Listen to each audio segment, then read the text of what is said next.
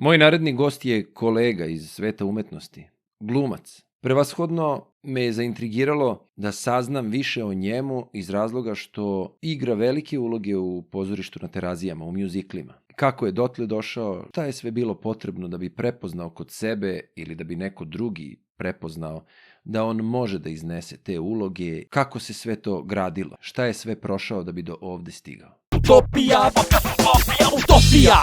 Ako vam se dopada ovo što gledate na Utopija podcast kanalu, ostavite like, zapratite kanal i podelite sadržaj koje vidite. Utopija, utopija! A sada želim da vam predstavim mog narednog gosta. Upoznajte Žarka Stepanova. Uživajte. Svako bi da radi samo ono što mu prija. Znam da nemoguće to je, zato moram utopija. Posejao sam seme, slušam, pratim da proklija. Da li je odgovor za sve probleme utopija? Utopija. Podcast utopija, utopija. Utopija podcast. Šta je za Žarka Stepanova utopija? Pa, dobro ti je pitanje. Dobro ti je pitanje i nije ni malo lako. Pa nekako, evo, za mene utopija je, ja to ne zamišljam kao neki futuristički savršen svet. Za mene je utopija pre svega jedno zdravo okruženje. Znači, mesto gde imam čist vazduh, gde imam zdravu hranu, gde imam ispravnu vodu. Nažalost, to je za mene utopija u današnjem savremenom društvu i uopšte u ovom okruženju i kako sve ovo funkcioniše. Znači, i naravno, negde gde se temelji gde društvo funkcioniše na pravdi, istini, na nekoj odgovornosti, gde reč ima težinu, gde ljudi stoje iza svojih postupaka. I možda ta utopija nije realna ili ne postoji, ali i nije problem u tome. Mislim da je problem previše u tome što smo se navikli na neku lošu realnost. I nekako možda ta moja utopija ne postoji, ali postoji odgovornost da negde ne smem da je zaboravim.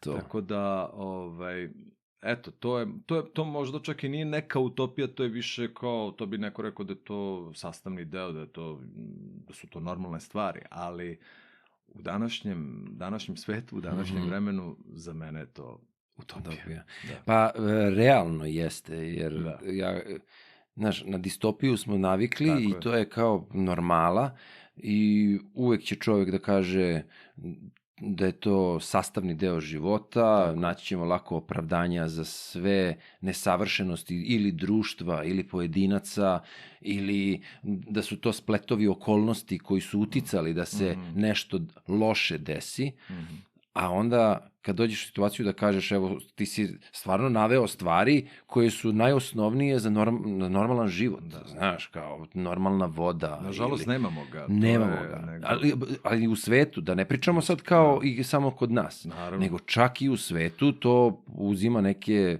razmere nelogičnosti, znaš, kao da nije to samo borba za novcem, poslom ili ne znam čim, nego prosto sve gubi smisao, znaš. I onda shvatiš zapravo koliko je čoveku malo potrebno. Mislim, nekako deluje da je to malo, a za nekog je to misaona imenica. Imati pijaću vodu. Mislim, za nekog je to zaista nedostižno. Drugari su neki igrom slučaja, negde sam to bio pomenuo, bili u Ugandi. Neka svadba njihovog prijatelja, razumeš, tamo se oženio. I kaže, oni tamo ne piju vodu, sve je flaširano, oni nemaju vodu za piće. I ti onda tek kad odeš tamo negde, ti shvatiš koliko mi imamo. Znači, živimo u izobilju za neke stvari. Absolutno. Čak za većinu planete živimo u izobilju, jer smo u tom pojasu, jeli? Ali uzimamo zdravo za gotovo i onda se bahatimo, razumeš. A posebno što je sistem onda to preuzeo i tek se tu bahati. Mislim, ne želim da ulazim u politiku, znači govorim samo generalno, kogod daje i gde god daje. Pa evo, pogledaj samo, izvini, s obzirom na to da imaš psa, ja isto imam psa. To sam se baš nekada raspravljao sa svojom bivšom devojkom, gde je ona stalno insistirala da pas mora, znaš, kao da ima, ne znam, 3 vrste granula, da ima ovo. Ja kažem, čekaj, stani, pa ovaj naš pas bolje živi nego neki ljudi na ovoj planeti. Tako je. Spava u toplom, ima da jede, ima da pije, okupanje, čistije, znači kao bolje živi nego, nažalost, neki ljudi koji spavaju na ulici i jedu šta stignu i tako dalje. Tako da upravo to, nadovezujem se samo na ovu tvoju priču, da kad pogledaš tako neke stvari, onda kao, pa mislim, moram biti zadovoljan. Ali suštinski, mislim da samo preživljavamo, da to negde nije neki, da kažeš, život koji zaslužujemo. Ipak treba da se na globalnom nivou ove stvari menjaju. Da, treba budemo svesni. Da bi bilo zdravo društvo, odnosno mora pojedinac da bude zdrav, da bi celo društvo bilo zdravo. Da, ali opet i pojedinac može da bude zdrav ako ima tu bazu, osnovu koja je od starta bar minimalno zdrava, normalna i da gleda na stvari, razumeš? A ne da dolaziš u situaciju, neki dan je izašao neki video na Instagramu, čovek se žali kako, eto, došao si, kažeš, ovde u blokovima je super, ima zelenila naspram, starog grada, razumeš, i prostranstva, i to je istina, ali činjenica kao i svuda, ti nemaš mesta za parking. Posebno posle 5, 6, 7 sati uveče, gde se dešava da kružiš po pola sata tražeći mesto za parking. Ako dođeš posle 10, onda nemaš gde da parkiraš ili ćeš parkirati na dečije igralište i tako dalje i tako dalje. I onda dolazi u situaciju da namerno kažnjavaju, mislim, naravno, jeste za kaznu, dolaze ovi beli, i kažnjavaju te koji su parkirani na igralištu za decu, što jeste, znači, ne ulazimo u to, to je greška i to je za kaznu, ali rade to nekako pogrešno, samo da bi naplatili, da bi odmah išlo na sudiju koji odmah kažnjava, nema sad kao da se dovodi u pitanje, nego se sve namešta tako da nema se vremena da odreaguješ, razumeš? A ti zapravo negde nisi imao izbora. Nisi imao izbora, zato što ti neko nije omogućio izbor, razumeš? Jer, na primjer, ovde kod nas je problem što, za razliku od starog grada, ti imaš tu poljane neke. I onda ti dođu neki i kažu, ova poljana je pogodna za novu zgradu. Brate, nema mesta za parking, ti hoćeš da digneš novu zgradu, zašto ne digneš garažu? Razumeš, na primjer, mislim, eto, to su sad neke stvari koje prosto, svaka deo grada ima svoju muku, razumeš, mogu zamisliti kako je u starom gradu, sa parking tek, ako nemaš garažno mesto. Neko nema asfalt, znaš, neko do kuće. Tako je, ali dobro, to su muke, sad možete da to je grad, mislim, to je grad, to su problemi grada, pogotovo gde živi blizu 2 miliona ljudi. Tako je. S time se treba izboriti. Da. Hvala na deljenju te utopijske veze, ali ajde sad me interesuješ ti kao Žare, kao glumac i kao ti stepeni gradacije koji su te doveli do ovde. Odakle si ti? Da, ja sam rodom iz Novog Sada i tamo sam živeo do 20. godine. Do 20. Da, do 20. kad odlazim iz Novog Sada i 2003. dolazim u Beograd na prijemni na FDU. Aha, a čekaj, pre nego što pošto otišao si odmah na FDU, ne moramo da pričamo o ranijim danima, ali me ipak ono što me zanima, to je taj deo gde si ti pre glume imao tu neku svoju muzičku priču, ali opet, kako je ona došla? Znači, kako je bilo, da li je u osnovnoj školi, jel si iz muzičke porodice? Pa jesam, da. Kako je došlo do te veze da se baviš muzikom, kapiram, neka niža muzička škola ili... Ne, ja sam odmah u srednju. Odmah si otišao u srednju? Da, nisam imao nižu muzičku. Pre to nije moglo. Pre je uslov bio da upišeš srednju muzičku, morao sam imaš nižu. Da, morao sam imaš završenu nižu. Međutim, ti si iz prakse. Da. Suvi talent. Da. Međutim, vremenom se to izgubilo, odnosno ukinuli su to pravilo. Ja mislim da je razlog bio valjda nedovoljan broj učenika koji su upisivali srednju muzičku. Baš su kuburili sa polaznicima, da kažem. Prinudno. Da, i onda su ukinuli to pravilo i ja sam negde, kad sam kretao u 8. razred osnovne škole, sam otišao na privatne časove kod čuvene profesorke Mirje Ivković, nažalost već dugo pokojne, čisto malo da me uvede, da mi objasni tu muziku, materiju, da note, da vidim solfeđo i tako dalje. A si imao iskustva pre toga? Pa ne, osim što gitara? Najviše volim muziku, najviše na svetu volim muziku. Moj otac je svirao, to mu je bio, da kažem, pored njegovog primarnog posla, on je radio u osiguravajućem zavodu, osiguranje stanova, automobila i tako dalje. Je svirao, imao je isto sa tamburašima svirao, to je nekako za Novi Sad normalna stvar. Da. Tamburaše si imao na svakom ćošku, u svakoj kafani.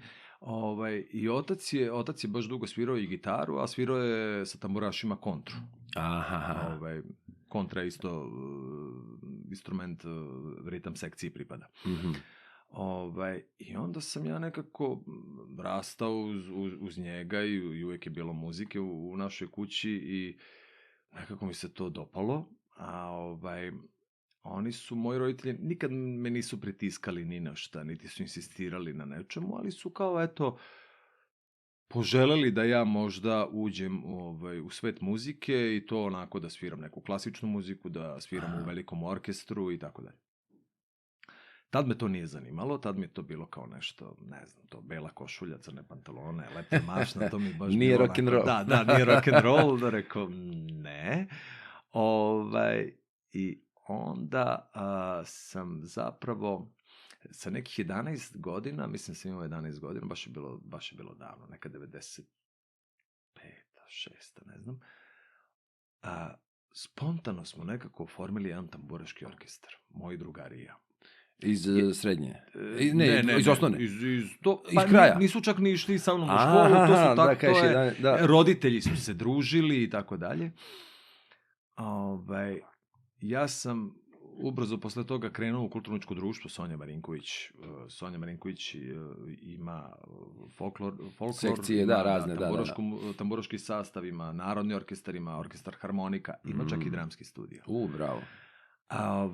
I tad je mene negde gluma zainteresovala, ali kao nisam se usudio nikad da pokucam na ta vrata i da krenem u taj dramski studio.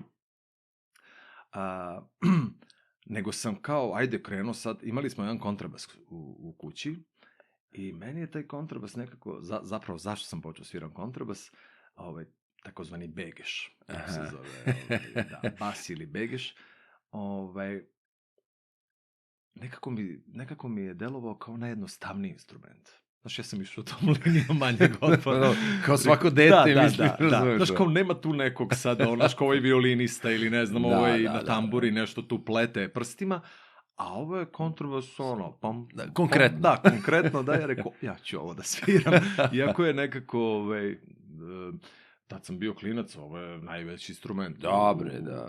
Treba to nositi, treba to, s time se izboriti. I onda me je otac kao, ajde uzmi taj kontrabas, posjeti žice, AEH FIS, sve mi je objasnio, on je uzeo gitaru ili kontru, već ne sjećam se, i sećam se da smo, prvu pesmu koju me naučio je U ranu zoru. U ranu zoru, i nešto je nešto baš jednostavno. I taj moj osjećaj da ja kao stvaraš. Wow, ja sviram sa ocem, zasvirao sam taj kontrabas. I kažem ti, oformili smo taj tamburaški orkestar, zvao se Zorule. I posle 2 nedelje našeg postojanja mi odlazimo u selo Turija. Ne znam da li si čuo, Turija. Nisam, da. Tamo postoji, ne znam, ruku na srce, ne znam da li se još uvek održava, Bećerijada. Aha, dobro. Oni imaju i Kobasicijadu, evo je Bećerijada, gde se takmiče tamburaški orkestri. Bravo. I mi smo se prijavili ravnopravno sa svim tamo, koji su već ljudi stariji kao sviraju. A mi kao klinci dolazimo, ja ne mogu onaj posljednji ton da dohvatim, znači tu toliko sam mali bio, znaš. I imam čak taj snimak negde, pokazat ću ti jednom priliku. I naravno osvajamo nagradu publike i kao najsimpatičnija deca, znaš, mutiramo mi kao nešto pevamo. I od tad je krenuo moj tamburaški, da kažem, život. Mhm. Polako počinjemo da stasavamo, dolaze tu neki novi momci i pravimo jedan ozbiljan orkestar. A svirate po kafanama? Odnosno, Ovo je sve prošlost. Znači, Znam. ja više to Ne, ne radim. ne, Svirali znam. smo, da, u Tada, tom trenutku sviramo u tom trenutku. po kafanama, krećemo ja, završavam osnovnu, upisujem srednju školu Isidro Bajić, tu dobijam neko znanje, naravno, koje će mi posle, naravno, mnogo značiti u sviranju. Čitali smo note svi, znači, počeli smo klasičnu muziku da sviramo na tamburama, što je bilo vrlo zanimljivo. To su aranžmani našeg divnog profesora Ivana Saboa. On je inače otac mog kolege koji je sa mnom svirao, Tibor Sabo, koji je sa mnom svirao u orkestru. I osvajamo nagrade, idemo na takmičenja. To je već onda poprimilo jednu, onako da kažem, jednu ozbiljnost i jednu onako kao, kažem, čvrstu strukturu.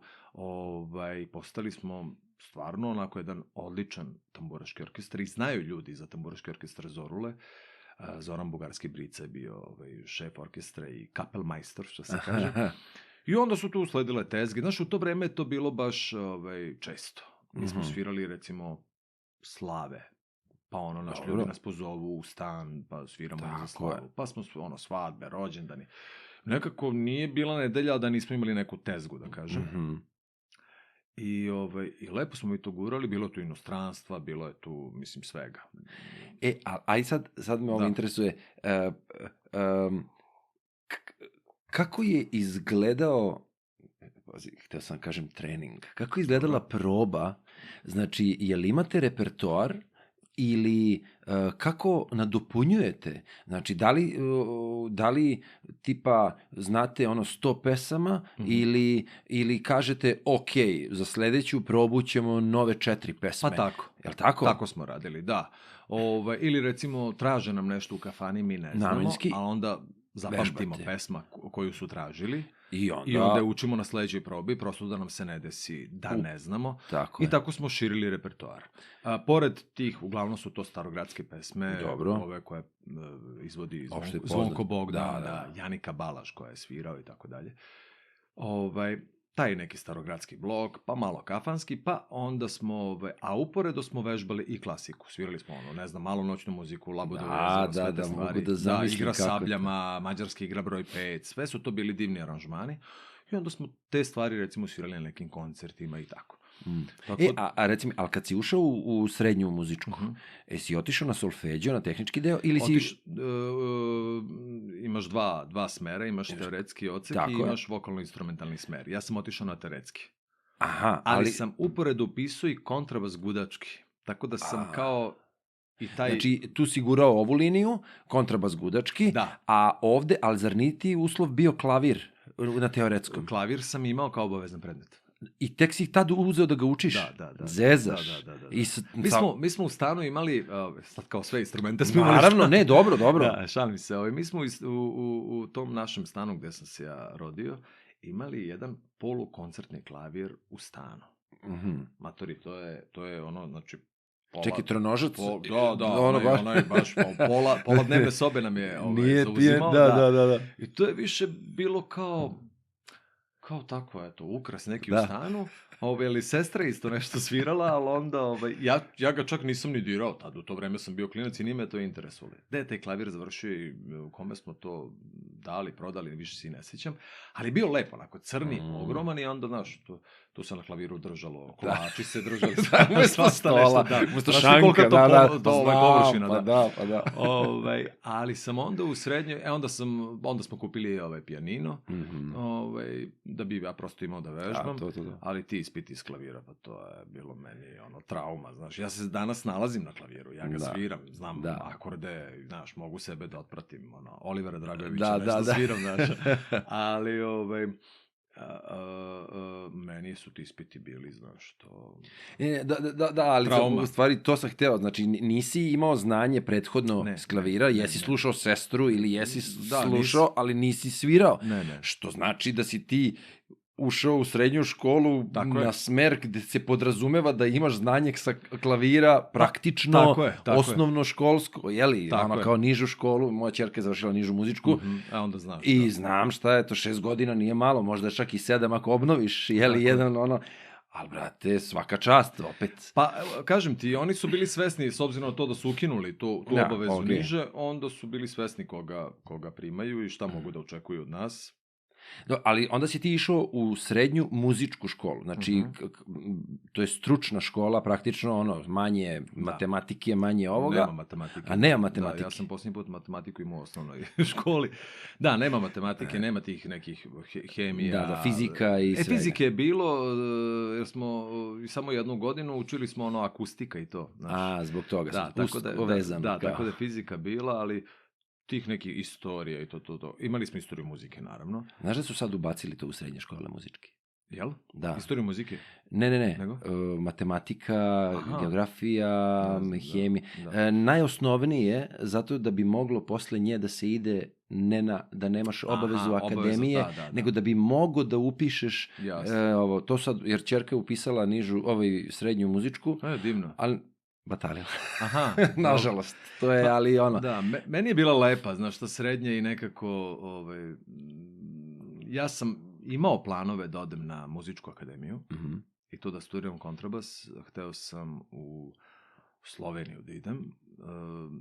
Ne znam čak ni iz kog razloga. Znam da je u stvari jedan naš čovek je radio tamo možda radi dalje, kao profesor. Čuo ja sam ušao... Kako? Čuo te? Negde? Ne, nije me čuo, nego sam ga ja kontaktirao i rekao sam kako bih volao da dođem tu. On je rekao, dobro, spremite to i to, poslao mi već neki materijal. Ja sam krenuo to nešto pripremam sa svojim profesorom iz srednje, Goran Kerleta, divan jedan čovjek iz Renjanina, obožavam ga, ovom prilikom ga pozdravljam. Međutim, ja sam zato pauzirao godinu dana posle srednje. Nisam upisao fakultet odmah. Da. Upravo iz tog razloga da vidim gde ću, šta ću. I samo sam jedno jutro presekao i rekao, nije to za mene. Čekaj, Nije da studiram kontrabas. Nije Slovenija, nego nije generalno. Bilo gde, znači. Bilo gde. Ali to ne da kao bataljujem muziku, jer ja da se ne bavim glumom danas, sigurno bi se posvetio muzici. Jer muziku stvarno volim da pevam, volim da sviram, volim kad nastupam kao pevač ili muzičar, taj osjećaj mi je onako, čak na momente nekad i ajde tako kažem, bolji, lepši nego kad glumim. Da. Ali naravno, pozorište mi je broj 1. Tako da sam odustao od toga i onda sam krenuo na pripreme za glumu kod glumice Sonje Josić-Stipić. Ona me uvela, da kažem, u svet glume. Ona mi je odredila koji monolog ću da govorim. A kad je to bilo? To je znači bilo 2000, pa neka druga. Je to nakon... to kad si pravio pauzu, tako u toj pauzi. Za ti godinu dana, da. A pre toga ništa vezano za glumu. Ništa za glumu, ne. Nisi imao nikakve ekskurzije u te... Ne. I? Ali čekaj, otkud onda BG? Otkud FDU? Zašto ne Novosadska? Pa da, evo ako, te godine obično su, znaš ono su stavljali istog dana, malte ne prijemni i u Beogradu i u Novom Sadu. Stvarno, nisam znao to. Da, to se tako poklopi i ti faktički kad odeš na jedno mesto gotovo. Što je meni onako, kako bih ti rekao, ne znam zašto, čemu to, jer kao, možda nisam po tvom ukusu, ali možda sam po ukusu nekog drugog profesora. Ne znam kako je sada, ovo je stvarno bilo davno, znači pričamo o 2003. godini, ali tada je bilo, recimo, na FDU u Beogradu je prijemni bio, na primjer, sad ću da te slažem, ali na recimo jun, a u Novom Sadu u septembru. I ja kao odlazim tamo, čak nisam ni razmišljao o tome kao FDU Beograd, tu je najbolja akademija ili ne znam šta. Ne, nego upravo iz tog razloga, aj kao idem prvo tamo. Pa, ako ne prođem, doći ću u Novi Sad, da, eto iz tog razloga. Čak nisam ni nisam imao nikakav stav o Beogradu. Moj otac je rođen u Beogradu, moj pradeda je u Beogradu živeo ceo život, bio beogradski poštar, sa Zvezdare. Tako da nekako ja imam i te korene odavde zapravo. Novi Sad se slučajno desio svima nama. Mama je rođena u Sarajevu, a ćerka vojnog lica, pa su tako živjela u Užicu i tako dalje. Tako da nam se Novi Sad nekako desio svima slučajno. I ja onda odlazim, ona me tu sprema i ja kao idem da probam. Dolazim u Beograd, ne znam ništa, pazi, ali bukvalno ništa. I te godine Anita Mančić trebala da prima klasu, međutim, zbog nekih njenih privatnih obaveza nije mogla da prihvati to i došao je Dragan Petrović Pele. Mm-hmm. I čekaj, on je tad Vladi bio asistent i preuzeo je klasu. I onda je preuzeo klasu. Tako, ja sam prva njegova klasa, prva generacija, znači 2003. godine. I on kad je otvorio vrata, kad sam vidio Peleta, ja sam bio u fazonu, a Čale je bio sam, ja kažem, to je ovaj glumac. Znaš kad ne znam ni ono ime i prezime. Ovo je lepo selo, lepo gore. Da. I onda bilo je tad 300 i nešto ljudi, 310 kandidata, recimo, se prijavilo te godine. I ja ulazim u uži krug na 17, sećam se, 10 devojaka i 7 muškaraca. I onda nekako, pa rekao, sad moram nekako sad da uđem. Mislim, nekako kad sam uspeo od ovih 300 i nešto da uđem u 17. I drago mi je, i onda je ušlo nas 5 devojaka i 5 muškaraca. Ova dvojica što otpali te godine, jedan je upisao godinu dana kasnije. Aha. To je Vladimir Tešović, znam Tešu, da. I mnogo mi je drago, on je upisao kod Goce Marić. Aha. A drugi je Marko Savić koji je upisao u Novom Sadu, nisam siguran kod kog profesora, ali je upisao isto glumu, tako da mi je bilo drago da su zapravo svi ti... Našli su svoj put. Da. Tako da i od 2003. kreće moj život, zapravo potpuno drugačiji u Beogradu i jako sam zavoleo Beograd jer stvarno mi je mnogo pružio, mnoga mi je vrata otvorio, s mnogim ljudima me upoznao, dao mi priliku da igram sa velikim glumcima. Ali dobro, dotle ćemo doći, vidi šta sad mene zanima. Pošto, kako je izgledao taj internatski život sada na FDU? U kom smislu te pitam? Znači, striktno mislim na struku, a naročito na to što... Pa, brate, to mogu da kažem slobodno, najmanji broj glumaca s FDU-a je pozorište na Terazijama. Mm-hmm. Realno, zar ne? Ako ne grešim. Tako je. U suštini... Tako je. Sad se to malo se iznivelisalo, ali upravo si. Ali realno, nisam o tome razmišljao. Novosadska akademija više to neguje i kako se dogodio, da li si tokom studiranja, da li si osetio da će ići ka muzičkom teatru, razumeš, ili pričaj malo o tome, znači to, znaš, kao internatski to iskustvo. Da, kažem ti, s obzirom na to da nisam se nikad bavio glumom, niti sam imao ikakvu predstavu o tome, samim tim nisam ni razmišljao o muzičkom teatru. Bez obzira što kao dolazim posle završene srednje muzičke, pevam, sviram, čak i plesom sam se bavio, odnosno išao sam u plesnu školu, hteli su da me vrbuju za neka takmičenja, rekao ne, ovo je samo čisto moj hobi. Ja sam počeo, znači ajde ovako, 2003. dolazim, taj studentski život mi je stvarno ako bio jedan lep period. Prvo sam živeo na Lionu, na Zvezdari, iznajmljivo stan. Da. I 2005. se zapravo dešava to da dobijemo prvu ulogu u Beogradskom dramskom. Ja sam počeo u Beogradskom dramskom. I u pitanju je predstava Mala trilogija smrti u režiji Nebojše Bradića. I dobijamo priliku mi, svi muški sa klase, da igramo u toj predstavi. A igra i Pele. Da.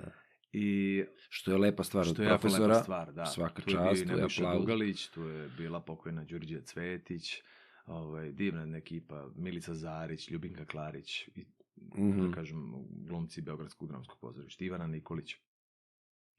I to je meni kao ušli smo u pozorište, znaš, sećam se i honorar nam je nešto bio, tipa, sad ću ti kažem, ali ono tipa 1200 dinara, znaš, ali kao to nije uopšte važno, kao mi smo ušli u pozorište, igramo sa svojim profesorom, igramo sa divnim glumcima i ubrzo posle toga je usledio Let iz kukavičjeg gnezda. U istu Beogradskom dramskom, da. Dragan Bjelogrlić, Manda. Evo, baš je bilo sada 20 godina od te predstave, skinuli su je sad sa repertoara. Shvatili smo da nema njih 6. Da, Marko Živić ili 7. i Marko Živić, Manda, Boris Komnenić, Peđa Stojanović, Srđan Dedić, Dejan Matić, Zoran Đorđević, 7. I to mi onako, baš mi je onako nešto me preseklo po stomaku, baš sam onako bio, rekao, kako je to sve brzo prošlo. Tako da sam ja počeo tamo, pa je onda bilo Buđenje proleće, to. Onda sam krenuo i u Buhi, pa sam čak krenuo u Madlenijanumu, 2007. smo radili Jadnike. Ali, ajde tek sad. onda je došlo Terazije 2009. Dobro, ali pazi, Madlenijanum kao odskočna daska za dalje je nekako logično. Da li si tokom, ko ti je predavao tehniku glasa? Marijana, da.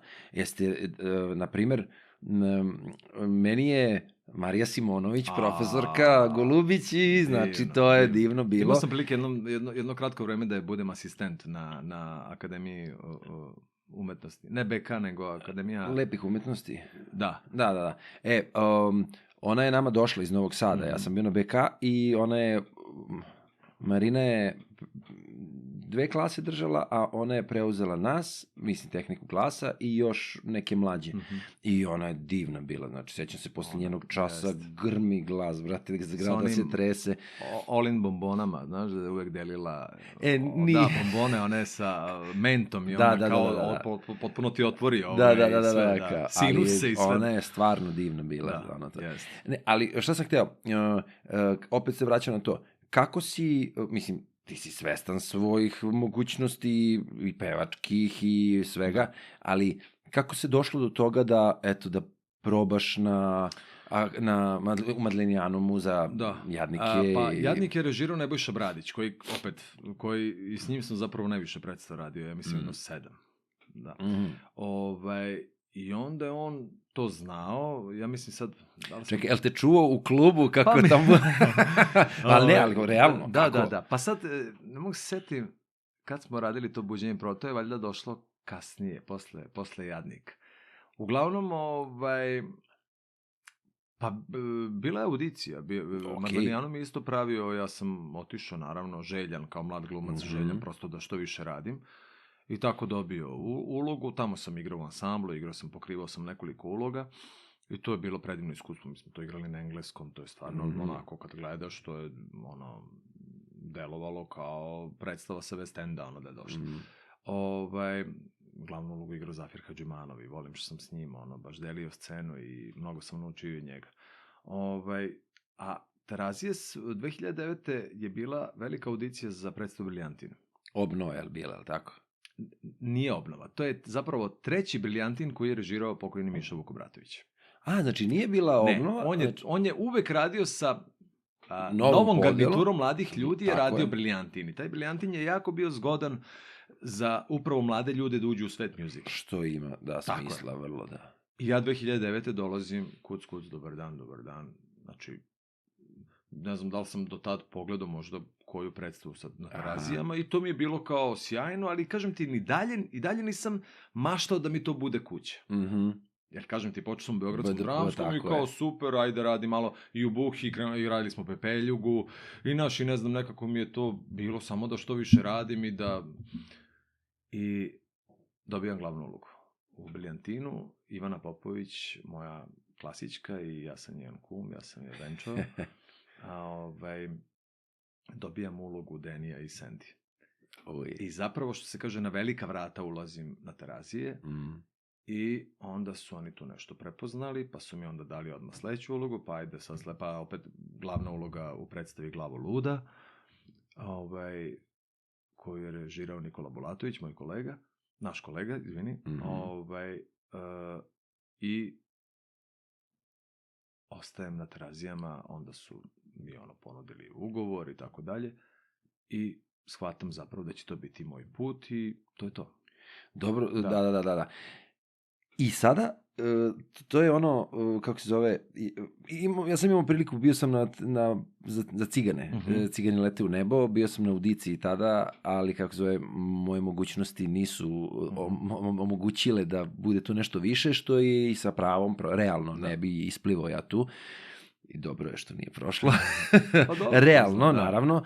ali kako se zove, ali posle i Chet radio tu neke audicije, šta je on... Chet Walker. Tako je, nije to, šta je on režirao? On je režirao Kabare. Kabare, tako. Ali, na primjer, tada sam osetio, dolazio sam na one probe plesačke. Aha. Koje je on držao, jel? Tako je. Znači, sećaš se, radionicu je držao. Zemalja, tako je. I mogu da ti kažem da sam tad potvrdio, iako ja sam tad bio stariji, razumeš, ali tad sam potvrdio da ne bi mogao da se ja snađem u muzičkom teatru, zato što ipak taj plesni deo mnogo je neophodno je da ti možeš to da isporučiš, iako to izgleda kod nekih koji se bave time lagano i da ide sve, ali tu je mnogo znoja iza toga. Yes. Kako si se sa tim snašao? Ja sad govorim zato što sam video to lično, razumeš, ali to ljudi ne razmišljaju o tome. Čak ni kolege ne razmišljaju o tome, nego prosto svi gađaju neke greške ili gledaju neke stvari. Znaš, kao tipa, ovde je nešto falilo. Čekaj bre, čovječe, budi realan, šta tu treba da se izvede da bi ti ostao i prirodan i normalan i da to sve teče tako kako najlakše izgleda. Jeste, musical je najzahtevniji, da kažem, žanr. Odnosno, to smo baš pričali da tu ima, da postoje žanrovi kao drama, komedija u formi musicala. Naravno, zahteva se od tebe da imaš vokalne sposobnosti, plesačke sposobnosti, glumačke i tako dalje. Kažem ti, ja sam krenuo odmah udarno, što se kaže, glavna uloga, motor si cele predstave i tu sam se nekako kalio i to mi je dosta pomoglo i nekako sam se usavršavao, pohađao u okviru pozorišta na Terazijama, upravo radionicu Cheta Walkera, pa sam tu dosta stvari naučio. Pa onda, ne znam, sa Milanom Gromilićem, našim koreografom i da. Tako je. Od njega sam mnogo naučio. Pa sa, ne znam, Milicom Cerović, koreografom, sam jako puno predstava radio. I od svakog kradeš po nešto, od svakog kupiš i ono negde ugrađuješ u svoj sebe. Stil, tako je, da. Pa časovi pevanja, pa sam išao na časove pevanja. Bez obzira što sam završio srednju muzičku i što jako kao dugo se bavim muzikom. Moraš kondiciju da održaš. Tako je, ja sam tražio, išao sam od, ne znam, Jelene Jovović, ne znam, Madame Piano, pa sam, ne znam kod koga sve nisam išao da učim i pevanje i da kupim zanat.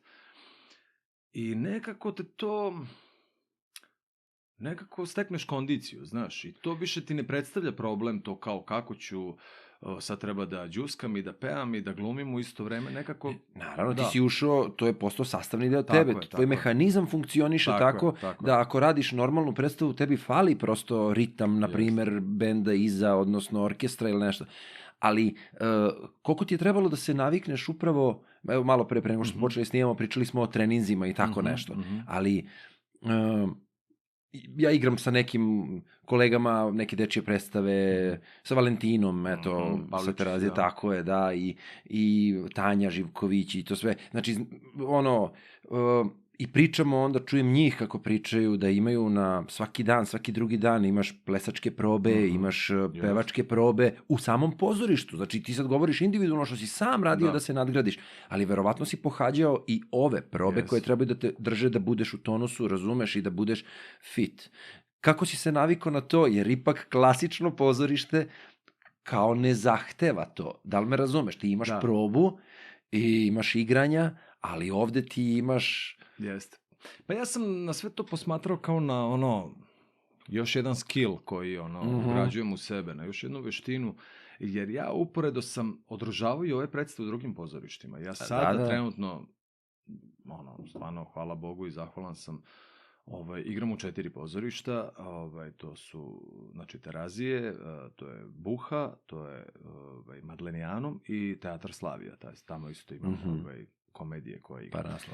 Tako da, drago mi je što imam i te predstave, te komedije, ne znam, drame koje održavam, a ovde boga mi imam 7-8 naslova na Terazijama i onda mi to bio onako dobar trening i uzbudljivo mi je bilo što kao, eto, sad radim nešto drugačije I ne znam, samo jednostavno je postalo sastavni deo. Ne mogu uopšte da ti odgovorim kao koliko mi je vremenski trebalo, to je nekako spontano krenulo, sve više i više predstava sam počeo da dobijam na Terazijama i samo si nekako očvrsnuo i nekako ti je to postalo. Naravno, stoji talenat, ipak iz muzičke škole i tako dalje. Meni ne predstavlja problem sad da pevam numere koje dobijam na Terazijama ili da odigram neku koreografiju. Stvarno mi ne predstavlja, čak mi onako zadovoljstvo, volim to da radim. I onda ti to nekako ide lako, ajde da kažem. Ali sama priprema predstave, upravo to što ti i Tanja rekla, to jeste zahtevno. Naše probe su duže traju nego obične probe u nekim drugim pozorištima. Znaš, ti imaš kao da se prvo izboriš sa tekstom, pa onda ideš na pevanje, pa onda da se uradi koreografija, pa da se to sve nekako spoji, pa i tako dalje. Onda se to je 2 meseca rada. I to, muzikli su jedna mašinerija, u našim predstavama učestvuje po 60 ljudi, znaš, imaš orkestar, imaš hor, imaš balet, imaš i onda nekako, sad mi to normalno, sad kad izađem na predstavu da ima 3 glumca, nešto mi je praznikalo, da. Ali, kažem ti, nekako je to, ne znam, preko noći, nekako je to samo krenulo i ti si kao... Dobro, ide, da. Da, ide, da. Sad, da nisam imao to predznanje, da nisam, možda bi tu bio dosta teži put, ali eto, kažem ti, na vreme sam krenuo da se pripremam. Kao da sam znao da ću da završim na Terazijama, a nisam. Znaš, i muzička, i svirao sam, i išao u plesnu školu, sve. Ja sam to sve završio otprilike i onda došao na gotovo. Verovatno sam zato i dobio, da kažem, glavnu ulogu. Prepoznali su nešto i hvala im na tome. Da. Reci mi, kako, sad isto to, ono što sam ja primetio, eto, igrom slučaja, mada, imao si taj izlet za Beoviziju. I čak i Nikola Bulatović je imao izlet za Beoviziju, ako se dobro sećam, ili je njegov aranžman samo bio nešto... Jeste. Ili je i on imao neku pesmu neke godine, ne znam, ali... Dostupao je Nikola i po festivalima i još kao klinac snimao je ploče i stvarno je bio I pazi, ranije sam se pitao, na primer, zašto glumci koji fantastično pevaju, eto kao Ivan Bosiličić, razumeš sve, šta njih sprečava, na primer, da krenu to da rade. I sada mene interesuje za tvoju priču, kako se dogodilo to da poželiš da probaš to za Beoviziju, odnosno... Da, nisam ja to želeo. Nego šta je bilo? Da, aj samo se vratim na Ivana Bosiličića koji sad to jako lepo radi, ima svoju, da kažem, svoju predstavu, zove se Naše veče. I ima nastupe širom zemlje i van zemlje, tako da... To je druga dimenzija, već posao. Tako je, da. Malo, znači, red poezije, muzike i tako da. Ivan je napravio baš lepu priču. Inače smo baš i ovako dobri drugari. A što tiče Beovizije, da, pa meni je samo jedan dan me pozvao Ivan Ilke. Ne znam li znaš Ivana, on je i kompozitor i trombonista i završio u Americi školu, da, njegov otac inače glumac isto, da. A u stvari znam ga zato što Mihajlo, trombonista, je bio gost ovde. Znam. I on ga je pominjao, u stvari, zato mi je bilo poznato, I Ilke me pozvao i rekao, ja sam tad bio na skijenju, recimo, i on me zove i kaže, imam jednu pesmu, hoću sad za Beoviziju, balada je, hoću da ti pevaš. Ja kažem, čovječe, kakva, mislim, nisam iz tog sveta u tom smislu, kao, tamo ipak dolaze pevači, prekaljeni, ozbiljni. Ne, ali kao meni je baš fora da kao da ne peva sad neki pevač, nego da, ajde ti ja nju pošaljem, da ti to čuješ doma. Tako me zbrzao. Ja sam to kao, stvarno pesma mi se dopala, ja inače onako volim balade i to. Ja kao, ajde. Znači, nekako, tu smo se nešto preganjali i on je bio, baš insistirao. Pa rekao, ajde. Znaš kao, nije mi scena strana u tom smislu, ali hvala Bogu, pa imamo ove ljude, Gromilić je radio koreografiju. Znaš, odmah sam pozvao, 5 balerina, odmah pozvao, znaš, svi hoće, sad treba, kako ću da se obučem, treba osmisliti sve, nije to, a pritom imaš nešto 2 nedelje fazon. Baš je bio neki cajtnot I ja, ništa, mi smo to spremili. Kakav je to stres meni bio. Ja to neću zaboraviti. Iz kog razloga? Peva se uživo. Cela Srbija te gleda. Da vidi ko će jer ko pobedi na Beoviziji, predstavlja Srbiju na Euroviziji. Da. I sad kao, naš, RTS snima, sve uživo, sve, ljudi glasaju, znaš. Ja sam bio u fazonu, meni je uvek to kao samo tekst, da ne pogrešim, jer ako u pevanju ja ne znam kako ću da se iščupam, znaš. I sećam se, ja dolazim, Maja Odžaklijevska, Maja Nikolić. Da. Ko je bio tego, nije Svilar, Dušan, nego bio onaj Dušan Zrnić. Onda, moje tri, Sara i Jo, Nevena Božu, one su pobedile te godine. Da. I ja kao, ćao, kao ja, ko si ti, da. I izađem i odradim taj nastup. I bio sam neki 9. recimo, što je kao od, 15. Ali šta je meni bilo zapravo najdragocenije, što recimo jedan Nikola Simić glasao za mene, znaš. Poslao mi je poruku, glasao, znaš, i ja kao, on me gotivio, pošto on je iz Renjanina. I onda, kad me sretne u pozorištu, s obzirom na to da je posljednju ulogu igrao na Terazijama, nama se čak i jedna loža zove Nikola Simić. Da, u predstavi producent je igrao, to mu je posljednja uloga. I onda dođe u pozorište i kaže, gde si Žarko? Znaš, kao malo, ćemo po vojvođanski da pričam. I onako voleo sam ga stvarno, dovodio je unuku stalno na Briljantin i tako. I onda mi on poslao, kaže, glasao sam. Znaš. Tako da meni je to bilo dovoljno. Šta da ti kažem, jedno lepo, ali opet za mene dosta stresno. Iskustvo i ja nisam iz te priče, ja da stvarno idem na Euroviziju, da nije to moja šolja. Ne, ali nisam mislio kao Eurovizija, jer razumem na šta misliš. Ne, kažem ti kako je došlo do toga. Tako je, nego upravo to, razumeš, znaš, jer razumem zašto, posebno sam mislio, znaš, kao imao si tamburaški orkestar, razumeš, imali ste te nastupe, eto sad smo čuli da si imao i klasične pripreme za to i sa tim ste nastupali, pa sam pomislio da tinja negde, razumeš, ta želja za, ne znam, tom vrstom, razumeš, isto iskoraka, da kažemo, razumeš, znači nije, nego samo splet okolnosti Ilke što je poslao i to. Inače, moram da ti ispričam samo ovo, šta se desilo Nikoli Bulatoviću, našem kolegi koji je išao po tim festivalima i sad je to bilo da li Herceg Novi, recimo nije ni važno. Tamo jedan čovjek je napisao tekst pesme i to je bila, kaže, neka tematika, bila neka vojna tematika. I Nikola kao izvođač kaže, ja izlazim, počinje uvodni taktovi, blokada. Ja ne znam. Tekst. Ne mogu, za 3 života ne mogu da se setim. Glumački pakao. I krećem da izmišljam na licu mesta. Freestyle. Ali sve u stihu i u ritmici. Da. Zezaš. Da. A on je nešto, plaža, devojke, more, A ovaj čovjek je došao s porodicom da gleda svoju pesmu. Ljudi nam zona sumraka. Čuje neki. I kao posle nastupa mu prilazi i kao čestitam i kaže Nikola ne može da dođe naš stres level 200, razumiješ, i kao hvala, kaže, ali ja to nisam napisao, kaže Nikola, znam, ja sam. Znači, ja rekao, ali kako si to uspeo da prevaziđeš, da na licu mesta izmišljaš tekst, kaže, ne pite, znaš, to ti mozak radi 500 na sat. Da. Tako da, eto. Čekaj, ovo liči na one snove. Znaš, kao što najgori glumački snovi, u stvari da zaboraviš tekst na sceni. Zaboraviš tekst na sceni, mislim. Imao sam to. Da, svi smo imali, znači, katastrofa. Mislim, igram lutkarske predstave.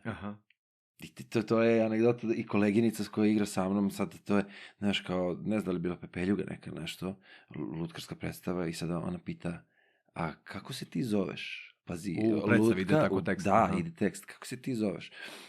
A ja držim lutku i tabula rasa. Ne možeš setiš imena. Ne mogu setim imena lika. Ja se okrećem i sad iz lika, pa šta misliš? Kako se... Kupuješ vreme, a? Kupujem vreme, ali daje mi signal da ona pogađa. I ona sad misli da ja nju provociram, razumeš? Sad to ide na sledeći nivo kao koske, razumeš? Znaš, jer igrali smo toliko puta da sad ti tu plivaš, razumeš? Znači ti se igraš tu. I on kao, pa ne, stvarno, kako se zoveš? Kao, pa, ajde pogodi, znaš kao. 45 minuta kasnije.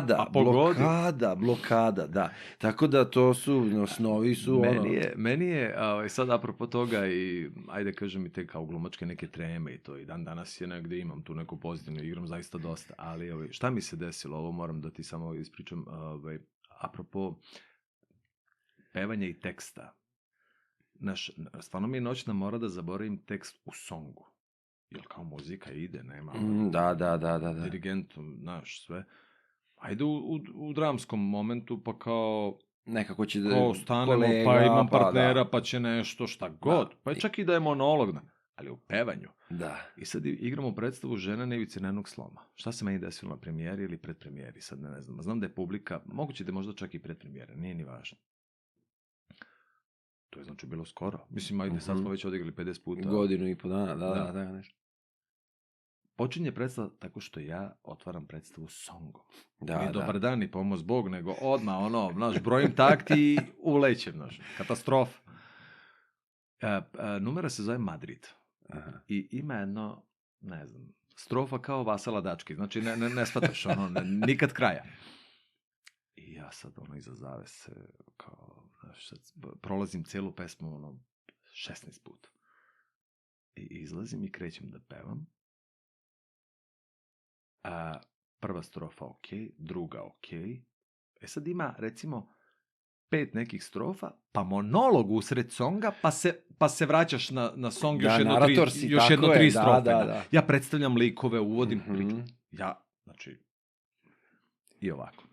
3. strofa, sve ok. I materi osetim toplinu jednu koja se penje ovako gore. I ja shvatam da mene trema. Pazi, to mi se nije desilo za ovih 20 godina koliko se bavim ovim poslom. Ovako, preplavljuje me ta toplina i dobijam spazam vilica. Mene kreće da boli ovo ovde. Da, nisi opušten, da. I sad ide monolog, taj između. A tekst ide, kaže... Inače, pre nego što sam došao, dok sam živeo u Karmoni, znate što sam bio? Bio sam samo ja. Svakog jutra isto, svake noći isto, ali više ne ovde. Ovde se probudim, sednem u taksi i samo vozim. Izvinite, ovo nije moja priča. Danas priča pripada njoj. Ona je Pepa, glumica i tako predstavljam liku. Da. To je zvučalo ovako. Znači, meni su usta iskrivila. Ja vidim da... Inače, pre nego sam došao, dok sam živeo u Karmoni, znate šta sam bio? A bio sam samo ja. Svakog jutra isto, I ja sad čujem sebe kako ja zvučem. Ja sam bio u fazonu zemlje, otvori se, rgutaj mi i ja bataljujem glum, u zemlju, škačem, kopačke, oklin, gotovo. I to traje, taj monolog traje. Ovo iz publike, kaže Nikola koji je gledao, inače smo u alternaciji, kaže, on je bio u fazonu, ne, desilo mu se ovo, ne. Ovaj kolega jedan mislio da imam bombonu u ustima, ovaj jedan mislio kao, je uradio lik, znaš ovo je Pepa glumica, a ovo su njen ljubavnik. Pazi, matori, ne mogu da se izborim. Onda još treba da pevam, nastavlja, ide još 2 strofe posle. I kako se to završilo, ja ne znam, ja sam ovako izašao, meni su suze krenule od tog bola, samo je krenuo da popušta bol, ja sam bio u fazonu, koji debakl. Znači, ja otvaram predstavu i debakl. Tako da, znaš, sad ljudi gledaju, kao pa nije se to primetilo, ili ne znam, a ja vodim borbu sam sa sobom, ne se nije primetilo. I to se desilo tada i onda razmišljam, a šta će biti na sledećoj predstavi? Znaš, sad je to mozak učitao i to. Da. Međutim, evo sada sam nekako... Eto, ja mogu da potvrdim da toga više nema. Prebrodio to. Da. Pa sad, ne. Ali, kako dobro lik napravi. Kako, da. Ali uvek ima i to. Pomislio da sam doživeo neki moždani udar. Ja ne znam što, znaš, stvarno je bilo borba čoveče. Da. Ali ja čujem sebe kako zvučem. Čujem i u fazonu sam. Dobro. Ima li kraja ovom hororu? Rekao si da si u Madlenijanomu radio Jadnike da je bilo na engleskom. Da. Jesi imao neka iskustva ili jesi išao negde preko da probaš da radiš neke mjuzikle ili nešto? Ne. Nije bilo prilike, nije te vuklo? Pa nije bilo prilike, ali kako ti kažem, a ne mogu da kažem da me ne vuče, ali kao ne opterećujem sebe tim. Dobro. Ako se desi nešto, desi se, ako Okay, ne, okej sam sa tim, da igram ovde gde jesam i vrlo sam zadovoljan. Kako ti kažem, ne treba baš život da nam prođe ni u šljakanju, ono da sad samo kao... Slažem se. Hoću malo i da stvarno živim taj život i volim život i ono... Ali opet mislim da smo privilegovani da radimo posao koji volimo i onda nekako što kažu ono, kad radiš ono što voliš, nikad ne ideš na posao, nego kao idem da odigram predstavu pa se vidimo posle u gradu, znaš kao nikad ne kažem idem da radim, idem na posao. Da. I stvarno, znaš, stalno sebe nekako podsjećam na to i lep je ovo posao. Jeste nekad i težak i ima surove momente. Ja sam recimo igrao to veče kad mi je otac umro.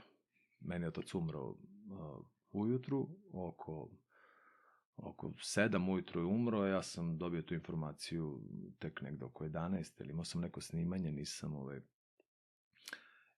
a uveče igram komediju, znaš, i onda sam razmišljao, to je moj posao, moj otac bi bio, Da. On je smatrao da je gluman negde najlepši poziv.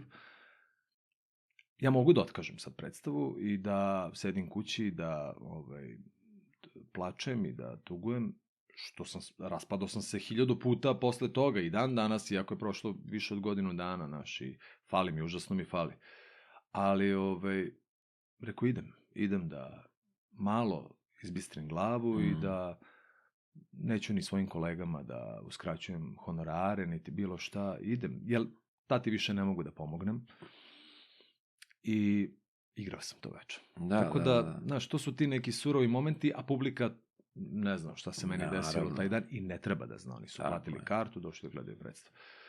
Tako da ima i lepih i surovih stvari. Jesu, ali da se vratimo na one lepše, a to je da se potpuno slažem da je blagoslov se baviti ovim poslom, posebno ako imaš prilike da ga radiš, koliko voliš i koliko on može da ispunjava, a to je do kraja. I u stvari najtačnije je to što si rekao, ne ideš da radiš nešto, ideš da, kao hobi, znaš, znaš, prosto uživaš u tome i čak i da se ogradim, ne da se ne ograđujem, nego ja pokušavam da objasnim i nekim svojim prijateljima, a to je da bavljenje umetnošću je blagoslov sam po sebi, jer ne može ništa da ti, čini mi se, ispuni dušu, kao kada se baviš umetnošću, pa da li je to bilo malo stvaranje, neko slikanje ili pevanje ili stvaranje, pisanje poezije ili bilo šta, ali nekako, znaš, kao ne osjećaš se da moraš. To je govorio, nama je to Tika Arsić govorio kad nas je uzeo na klasu, znaš, kao ne ideš na streljanje, znaš, kao ako ideš na predstavu kao na streljanje, izađi iz podele i to ti ne treba, znaš. Jeste, inače pozorište koje zapravo ja najviše volim, mnogo troši, mnogo uzima. Znaš, uzima i trošite i psihički, i fizički, i krv, suze, znoj, sve daješ, a malo daje, malo vraća. Zapravo, znaš, tu ne daje ni neke novce, ne daje ni slavu, ne daje ništa, ali daje jednu neobjašnjivu ljubav, daje jednu satisfakciju. Da, i ja ga zaista najviše volim. Naš filmovi, serije, sve to daje i popularnost, pa i ljudi fino zarade i tako dalje. Ali pozorište ima nešto, ja ne mogu to da definišem šta je to što te tako vuče, a Pa znaš šta, to je isto ta efemernost, odnosno taj magija trenutka samo. Znaš, kao, zašto su ljudi dolazili da gledaju neku predstavu 50 puta, razumeš, znaš, kao, ili, to je to, gde ti ne možeš, dok ne osjetiš, ti ni ne znaš šta će se dogodi u nekom trenutku, dok ne dođe taj trenutak, znaš, Tako to jeste u stvari snaga pozorišta. Sad naravno mi koji se bavimo time, mi to možemo i da prepoznamo i da uživamo u tome, a publika koja voli to, ona čeka taj trenutak, ona zbog toga dolazi. A reci mi, da se vratimo sad na ovaj deo, da li ti je, eto pomenuo si Ivana Bosličića koji je našao tu neku formu koja je poezija, sve. A ti si sad 20 godina se baviš pozorištem i muzikom i u tome si.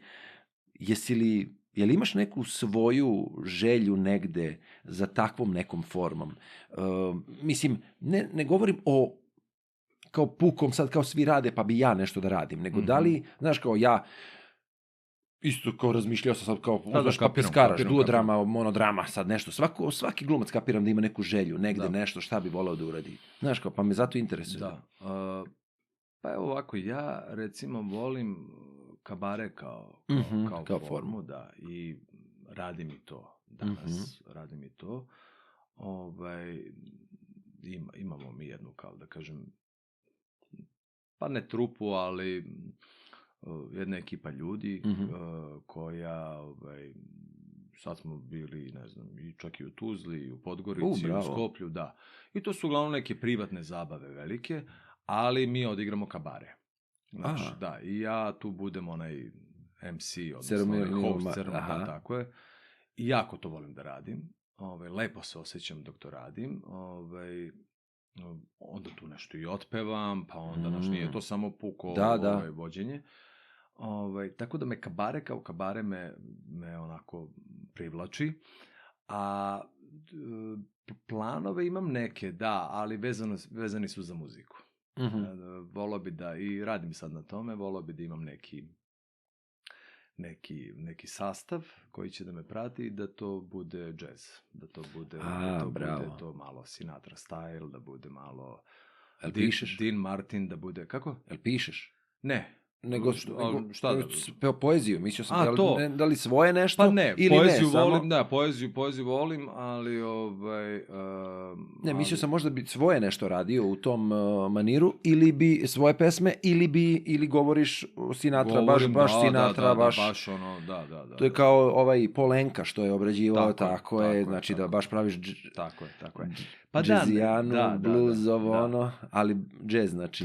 To bi, da, ja jako volim jazz i blues, soul, funk, sve to, da, jako volim, inače, to ko zovem crnu muziku, ali volim crnce, volim, mislim da su najbolji na svetu, zaista. Jest. Slažem se, mislim, jeste. Gospel isto i, eto, nekako se hranim time, tako da, eto, to su mi neki planovi, kažem ti, pored pozorišta, taj kabare što radimo, ali nemam sad neki, još uvek nemam. Dobro, da, okej, ali prosto, što je rekao Boško Puletić, pomenuli smo ga, kaže, kako on to rekao, prvi, da li je rekao, prvi pisci ili, ne, prvi reditelji bili su glumci. I onda to ima smisla, jer glumac koji je dugo na sceni, ti kažeš 20 godina se baviš, igraš i velike uloge, hvala Bogu, onda nekako počinješ da osjećaš ritam predstave, ritam odnosa, ritam svega i onda, znaš kao Matrix, Neo, razumeš sa onim, znaš kao kad vidiš između redova, u stvari, znaš kao dobri košarkaši, neki košarkaši postaju dobri treneri, zato što čitaju između redova akcije, i tako neki glumci, eto kao Bijela, postaju vrsni Clint Eastwood, razumeš, postaju vrsni reditelji, znaš kao, eto, čuo sam isto da Raša Bukvić je napisao fantastičnu seriju, eto, Igor Đorđević je isto napisao onaj Bunar, znaš kao, prosto neki ljudi se nađu u još tim nekim stvarima i iz toga sam te pitao, znaš, iz tog tvog iskustva, da li je, logičan je sled da proizađe da ti sad možeš, imaš bazu, da ideš taj sledeći umetnički korak, odnosno da se širiš, da rasteš i da... Zato sam pitao. Da, kapiram te skroz, da. Trenutno, kažem ti, da, osim ovoga što si rekao, osim ovoga što sam rekao i dovoljno. Da, nekako hoću malo i u toj muzici da ostanem i da, eto, radim nešto što baš nije ni toliko prisutno i nadam se da ću u tome uspeti, jer, kažem ti, lepo se osjećam i onda mi je bitno da se lepo osjećam, bitno mi je da to, znaš, da nije, eto, radim nešto da bi tek tako radio, nego da, znaš, čak nije ni lovo u pitanju, niti bilo šta, nego zaista da se lepo osjećam, tako da, eto, to su sad neki planovi, nadam se da ću... Dobro, bitno da postoje... Sve ove svoje obaveze uspeti da to nekako da... Ali čim postoje, onda možeš i da ih vršiš. Jeste. Dobro, Žare, za kraj ja uvek ostavim pitanje, a to je da li ima nešto o čemu si hteo da pričamo, a da, eto, igram slučaja, ja nisam pitao, a hteo bi da pomeneš. Da li si Pa ne, ali razmišljao? mogu eto tako jednu poruku za kraj. Može, kako ne? Može poruka. Može, poruka za kraj. Da. Poruka za kraj. Da. Pa ne, evo, samo da poručim ljudima da, pre svega uživao sam, hvala ti na divnom razgovoru i eto malo evocirao sam neke uspomene i malo se vratio u neki period koji mi je stvarno negde obeležio detinjstvo i ulepšao život na neki način. Pa ništa, želim da pre svega pozovem ljude da dođu u pozorište na Terazijama, da pogledaju neke predstave koje nisu pogledali. Poslednja nam je Balkan Express. To nam je nova predstava i sjajna je. Gledao sam, da. Tako da, eto, pozivam sve koji nisu videli tu predstavu da dođu. A poruka, evo, ja samo hoću da kažem da ljudi nikad ne prestanu da se raduju sitnicama, psima i dobrim ljudima. Bravo. Tako da...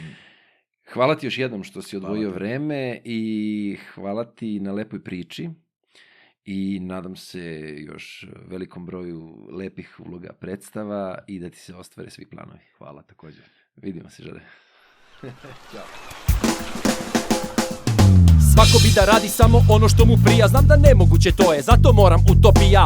Posejao sam seme, slušam, pratim da proklija. Da li je odgovor za sve probleme utopija? Utopija. Podcast utopija. Utopija. Utopija podcast.